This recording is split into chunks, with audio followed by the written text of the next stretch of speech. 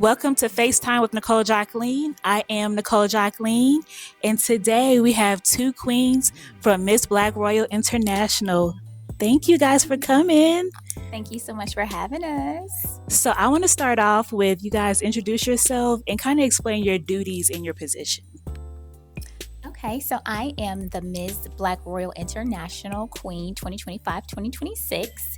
And my mission is preparing Oklahomans for careers in STEAM and those in-demand positions across the Oklahoma workforce.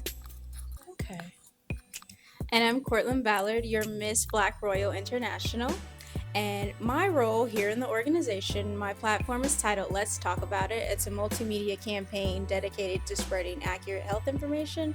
And how I do that typically, it's just a website at this point, and I do a newsletter of certain health topics and then blog posts about certain health topics that might be relevant at the time.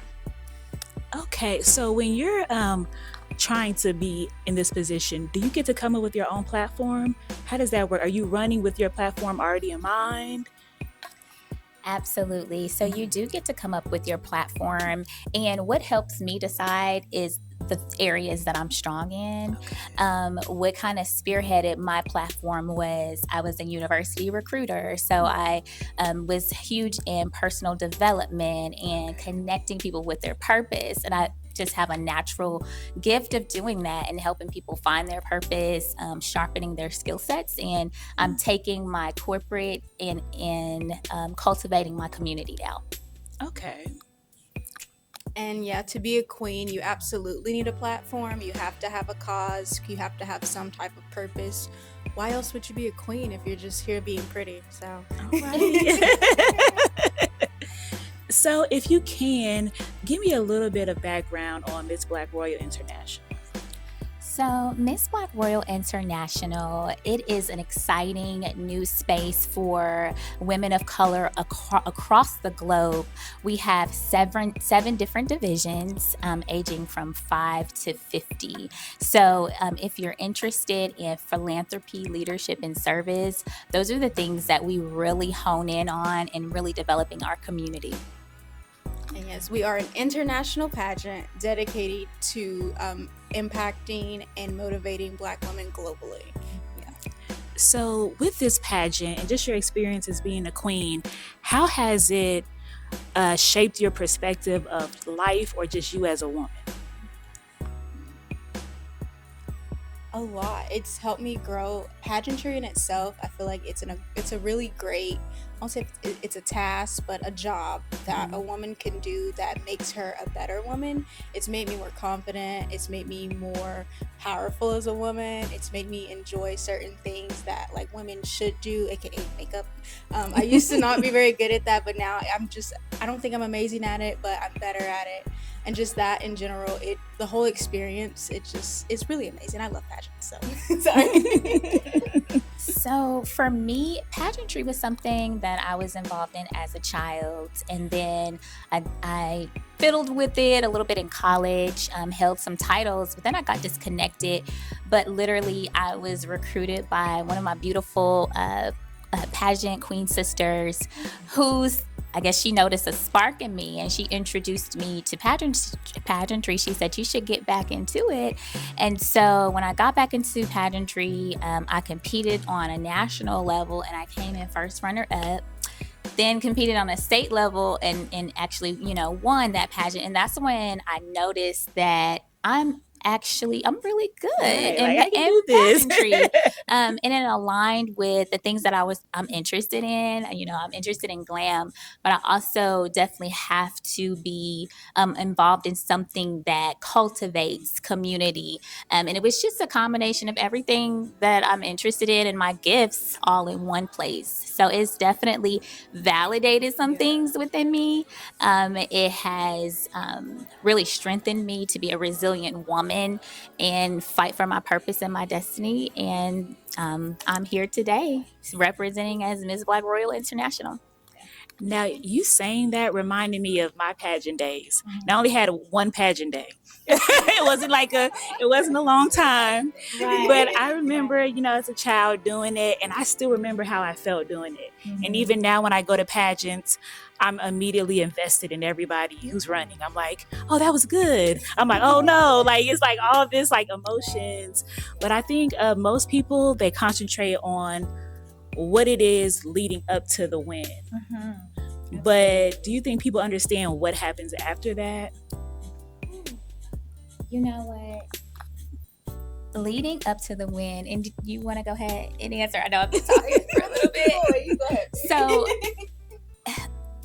after the win, I think what's important when you are even looking at a pageant system is their mission, their goals, the administration. You want to consider all of that so that if you happen to represent that organization, even, after a win, or even if you did not win, because I think women should understand, okay, I may not have walked away with the crown, but I hold a crown on my head and no one can ever take that crown away. I think it's important for them to know that internally before anything, because you may not win, right? But you have to walk away knowing that I am still a winner.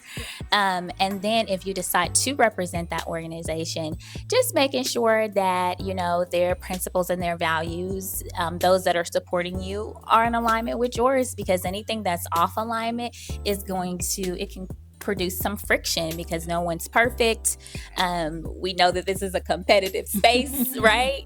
But it's also an opportunity to gain some beautiful sisterhoods. I've met so many women across the nation that I'm still friends with today, right? From pageantry. I'd say maybe after the win, a lot of people aren't too familiar with what happens after that. In some instances, you do get the really supportive comments. And then I won't say rare instances, because it hasn't happened to me, but I've seen people like go to the winners like, I really didn't think you were going to win type of win. Like that type of situation. Actually, that has happened to me before, y'all. That definitely has happened to me before. And just like to hear someone actually say that to your face after you've won, you've just beat out all the other competitors, saying like, I really didn't think you were going to do that. Like, that's kind of weird, but it depends. It definitely depends on the pageant. But I'll tell you, a lot of people like, and I guess it differs per pageant, like what that means when you win. I know back in college when I won Miss Black Texas Tech, there wasn't much to do after that, other than go on the homecoming court and try to win homecoming queen. But other than that, I still had to do like philanthropy and things like that. So I feel like that's expected as a queen. But definitely depending on the system, it differs greatly.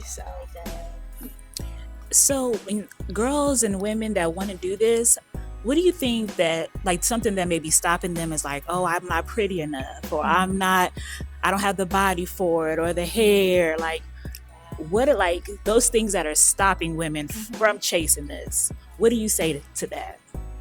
So what I say is, I know we've all had like a mission or a vision or idea that we wanted to do, but we ran into maybe some shortcomings, or we ran into what we may look at as failure, right? And it's like, okay, those things can impact your confidence and kind of mold your belief system. But what I say to that is, you can say yes at any point in life. You can say yes to your dreams, to your goals. You can pick up your confidence, pick up, where you left off, and say, hey, I'm going to challenge myself to push myself forward. I'm going to go after that vision or that dream that I once was pondering, when I had that confidence, and I'm going to brush myself off and I'm going to try again, and I'm going to continue to try. And I would say pageantry is a great place to start that, because you may not win, but you might, right? But most importantly, you might inspire that young lady or that young girl to say, hey man, I'm kind of in her shoes. Like, my confidence has been impacted a little bit about, through life, and I'm looking for a space for sisterhood, those that can sharpen me. Iron sharpens iron, right? A place to pick back up and start over again. This is a place to build your confidence and try again. And I'd say if you have the thought that you want to do a pageant, I think you should do the pageant. So definitely, if you're thinking about it, if you've been thinking about it for a while, why not? There's a good chance you might win. So, and I won't say that that's all I have to say, but even being a plus size queen, there are people who probably don't think I'm deserving of a crown because I'm plus size. And with that, I feel like I'm giving a big round of confidence to any other plus size queens who think and know that they can rock a stage. So we're here and we're queens too. So you can definitely do it. So if you think you want to do a pageant, please do the pageant. And I want to add to that. And so for those who are interested, our applications are open. It's open. We opened August 2nd, mbripageants.com. You can apply. As I said, we have 7 different divisions from our little princesses to our queens, our misses. So definitely check us out. So what is next? Like, what should the community be looking out for? So you'll see us across the Oklahoma Metroplex. You'll see us across the nation. You'll see us globally because we are international queens.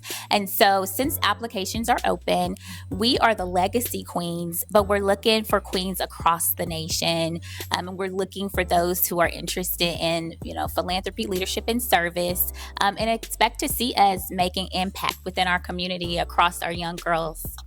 But yes, be on the lookout for our pageant coming up. Our inaugural pageant is in June 2026.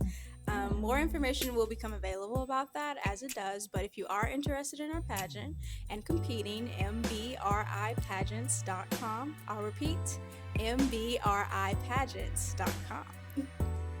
So you guys had a call to action for the queens. Let me ask you this. What does it mean to be a queen?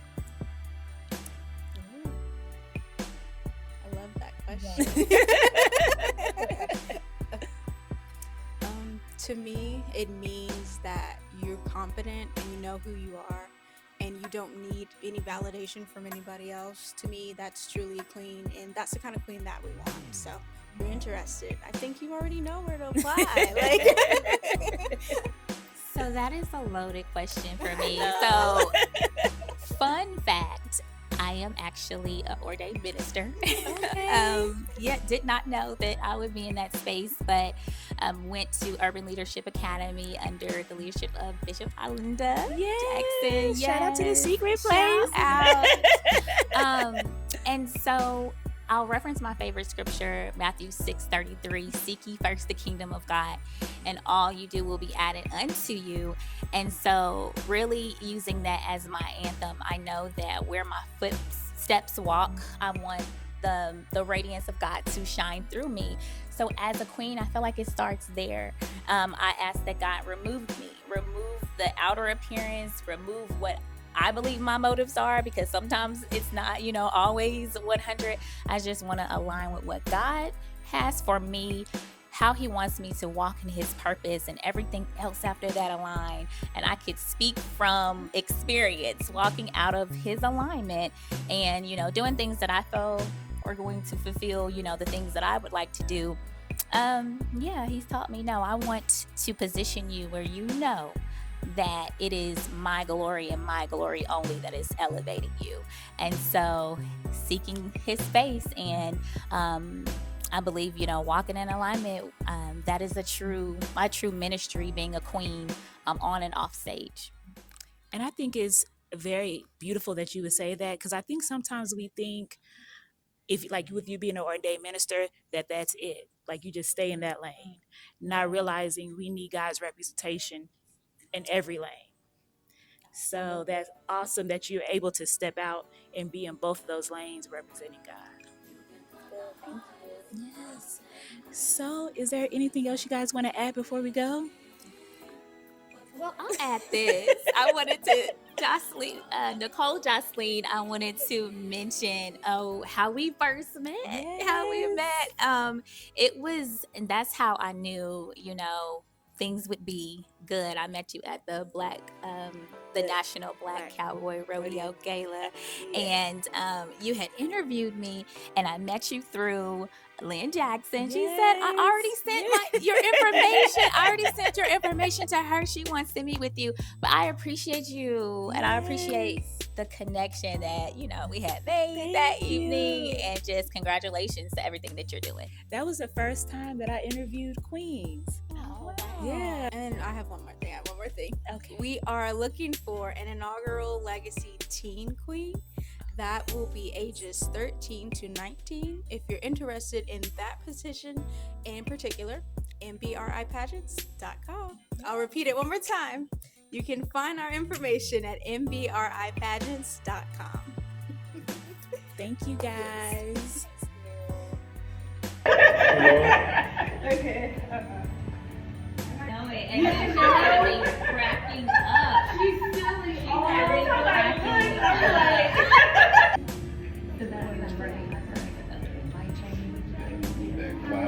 Did it?